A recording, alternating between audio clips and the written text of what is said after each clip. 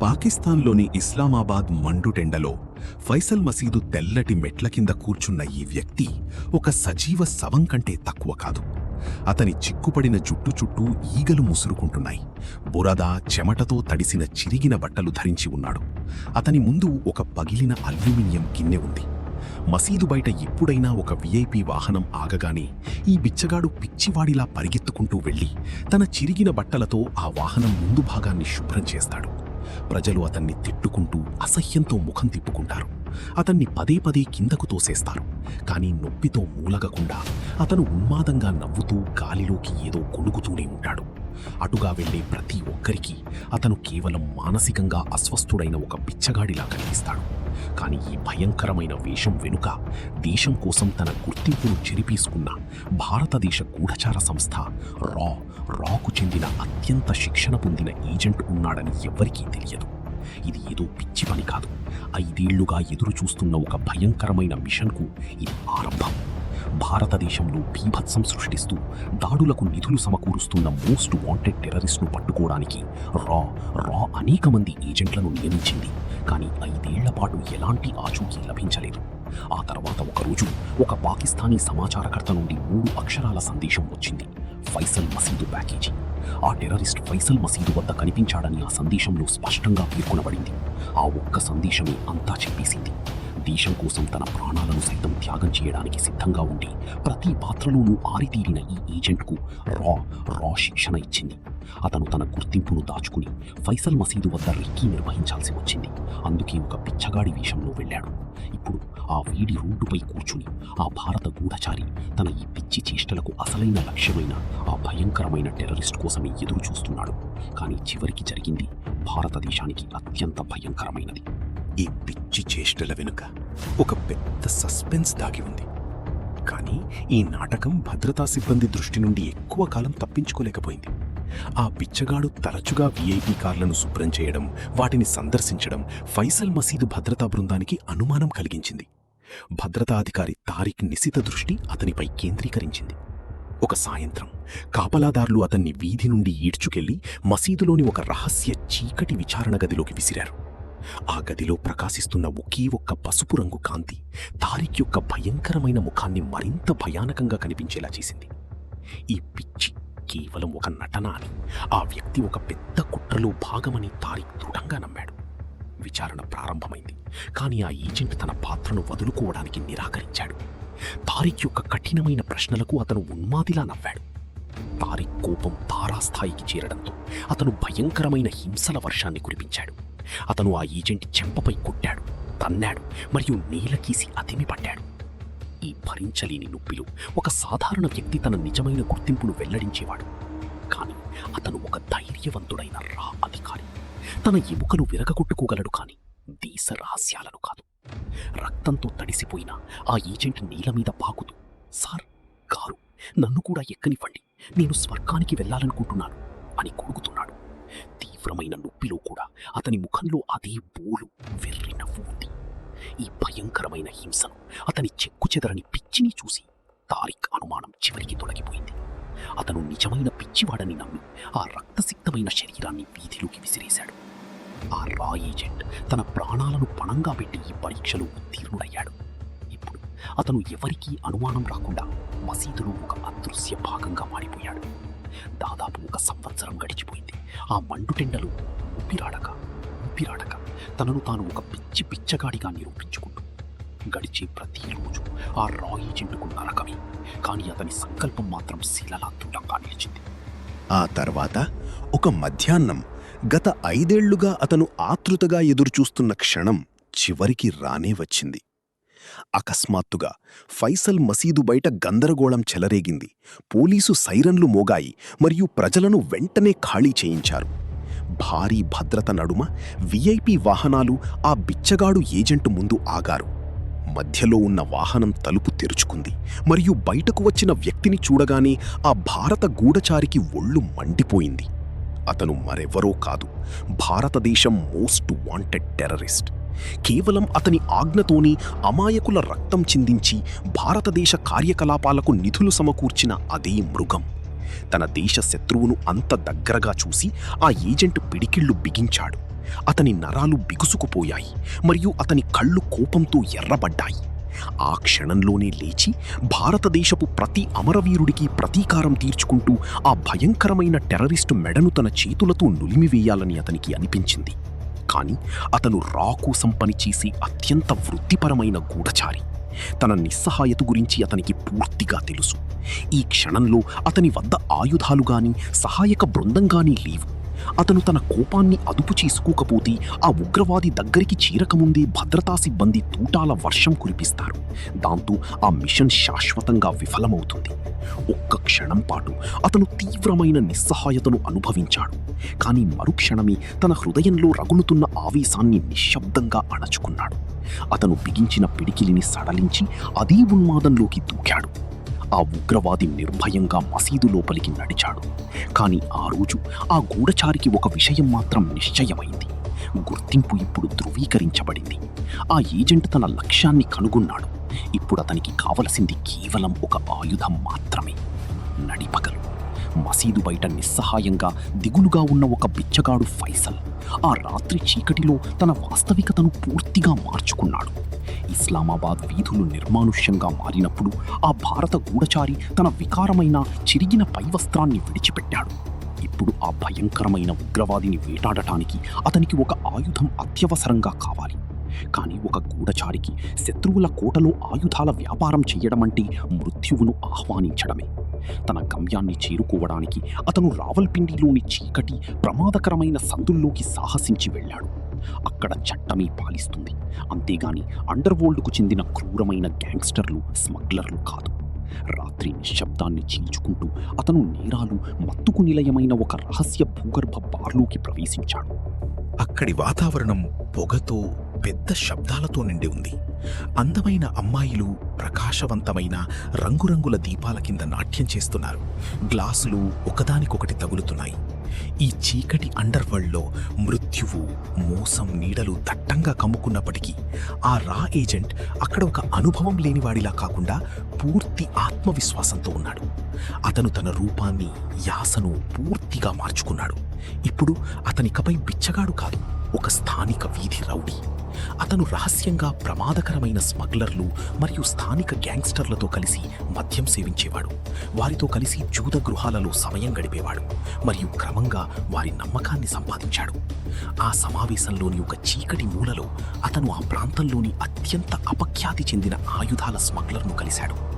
ఆ ఏజెంట్ చాకచక్యంగా సంభాషణను ప్రారంభిస్తూ తాను ఒక పాత మరియు తీవ్రమైన పగను తీర్చుకోవాలని స్మగ్లర్తో చెప్పాడు. అతనికి పెద్దగా శబ్దం చేయకుండా నిశ్శబ్దంగా తన పనిని చేసే ఆయుధం కావాలి. సైలెన్సర్ ఉన్న ఆయుధం అంటే గొప్ప ప్రమాదం కాబట్టి స్మగ్లర్ మొదట సంకోచించాడు. కానీ రా అందించిన డబ్బుల కట్టను ఆ భారతీయ గూఢచారి తన జేబులోంచి తీసి బల్లపై విసరగానే స్మగ్లర్ కళ్ళు దురాశతో మెరిశాయి. క్షణాల్లో ఒప్పందం ఖరారైంది. స్మగ్లర్ అతనికి అద్భుతమైన సైలెన్సర్ మరియు 9mm తూటాలతో కూడిన ప్రాణాంతకమైన మరియు ఖచ్చితమైన రష్యన్ పిస్టల్ను అందించాడు. ఆ చల్లని లోహాన్ని చేతుల్లోకి తీసుకోగానే గూఢచారికి ఒళ్ళు గగుర్పొడిచింది. అన్ని సంవత్సరాల అవమానానికి, బాధాకరమైన నిరీక్షణకు ప్రతిఫలం ఇప్పుడు అతని చేతిలో ఉంది. ఈ చీకటి ప్రపంచం నడిబొడ్డున నిలబడి ఆ భారతీయ యోధుడు మృత్యు సంధిని ఖరారు చేశాడు. ఆ భయంకరమైన ఉగ్రవాదిని త్వరలో శాశ్వతంగా నాశనం చేయబోయే నిశ్శబ్ద మందుగుండు సామగ్రి ఇప్పుడు అతని చేతిలో ఉంది. ఆయుధాన్ని సంపాదించిన తర్వాత కూడా ఒక గూఢచారి పరీక్ష ముగిసిపోదు. బదులుగా అతని నిజమైన సహనం ఇక్కడే మొదలవుతుంది. ఆ చీకటి రాత్రి రావల్పిండి అండర్వరల్డ్ నుండి సైలెన్సర్తో కూడిన రష్యన్ పిస్టల్ను కొనుగోలు చేసిన తర్వాత ఆ భారతీయ గూఢచారి ఫైసల్ మసీదు గడప వద్దకు తిరిగి వచ్చాడు. ఆ రోజు నుండి 11 నెలల పాటు అతను ఆ చల్లని పిస్టల్ను తన అదే చిరిగిన జాకెట్ లోపల ఛాతీకి కట్టుకుని ఉంచుకున్నాడు. ఆ తుపాకీ ఇకపై కేవలం ఒక ఆయుధం కాదు, అతని అస్తిత్వంలో విడదీయరాని భాగం. అతని గుండె చప్పుడంతా దాని గొట్టం నుండి ప్రవహించింది. రోజులు వారాలు నెలలుగా గడిచాయి. వాతావరణం తీవ్ర స్థాయికి చేరుకుంది. కానీ ఆ రా ఏజెంట్ ఒక బండరాయిలా స్థిరంగా నిలబడ్డాడు. తీవ్రమైన చలికి అతని శరీరం కృషించి ముద్దుబారిపోయినప్పుడు కూడా తన జాకెట్లో దాచుకున్న తుపాకీతో దేశభక్తి జ్వాలను సజీవంగా ఉంచాడు. వేసవి మధ్యాహ్నపు మండుటెండలో శరీరం వండిపోతున్నా, కుండపోత వర్షంలో ఒళ్ళంతా బురదతో నిండిపోయినా తన ఛాతీలో దాచుకున్న తూటాలు తడవకుండా కాపాడటానికి ఎప్పుడు అతని ఉండేవాడు. ఆ కనికరమిల్లి వాతావరణం అతని శరీరాన్ని బలహీనపరిచిన, ఆకలి భయంకరమైన కడుపు నొప్పిని కలిగించిన, మాతృభూమిపై ఉన్న విధేయతా జ్వాల అతన్ని లొంగిపోనివ్వలేదు. ఊహించలేని నొప్పి, సుదీర్ఘ నిరీక్షణ ఒక సాధారణ వ్యక్తిని నిబ్బరం కోల్పోయేలా చేసేవి. కానీ అతను భారతదేశానికి చెందిన ఉక్కులాంటి సైనికుడు.